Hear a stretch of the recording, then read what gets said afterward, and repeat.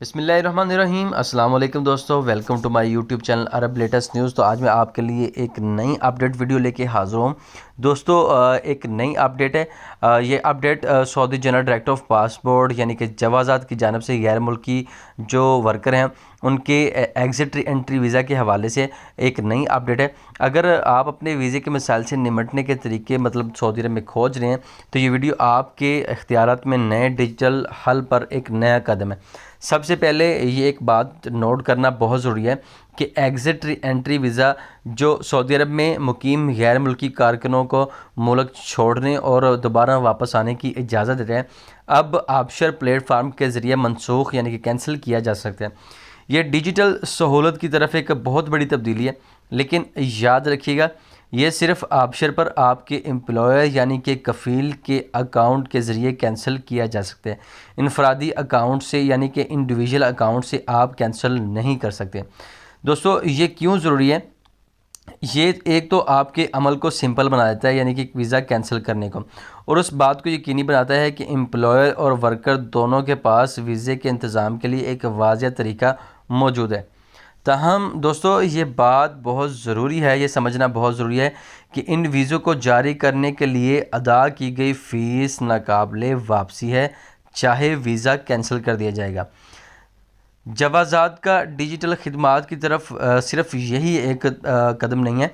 इन्होंने पासपोर्ट दफातर जाने के बजाय आबशर पर अपनी खिदमात के इस्तेमाल पर एक बहुत अहम कदम पर उन्होंने ज़ोर दिया है। ये डिजिटल तब्दीली और सारफ़ की सहूलत में एक बड़ा कदम है।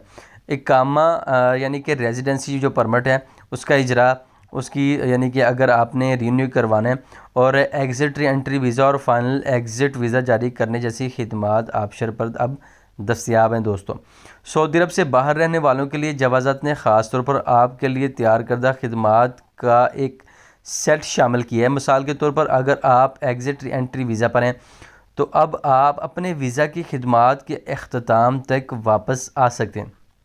दोस्तों गुज़श्ता साल अगस्त में जवाज़ात ने यह भी ऐलान किया था कि सऊदी अरब से बाहर एग्ज़िट एंट्री वीज़ा रखने वाले अफराद अपने वीज़ों में ऑनलाइन तौसीक़ करवा सकते हैं। ये आप अगर फ़ीस अदा कर दें तो आप अपने आबशर प्लेटफार्म या मुकीम पोर्टल के ज़रिए कर सकते हैं।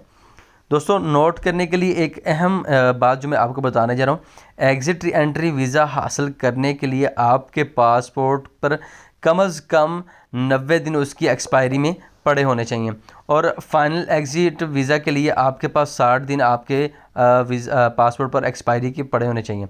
और एक सबसे जो इम्पोर्टेंट चीज़ है कि अगर वर्कर सऊदी अरब में मौजूद नहीं है और एग्ज़िट एंट्री वीज़ा को फ़ाइनल एग्ज़िट वीज़ा में कन्वर्ट करना चाहता है तो आप ऐसा नहीं कर सकते।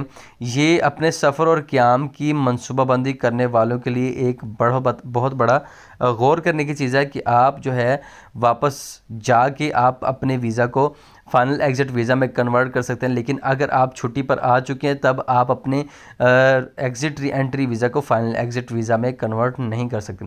दोस्तों आप जानते हैं कि सऊदी अरब की टोटल आबादी तकरीबन 32 मिलियन है, जिसमें से 13 मिलियन जो है वो गैर मुल्की हैं, और ये सऊदी अरब की टोटल आबादी का 41% यानी कि 41% बनता है।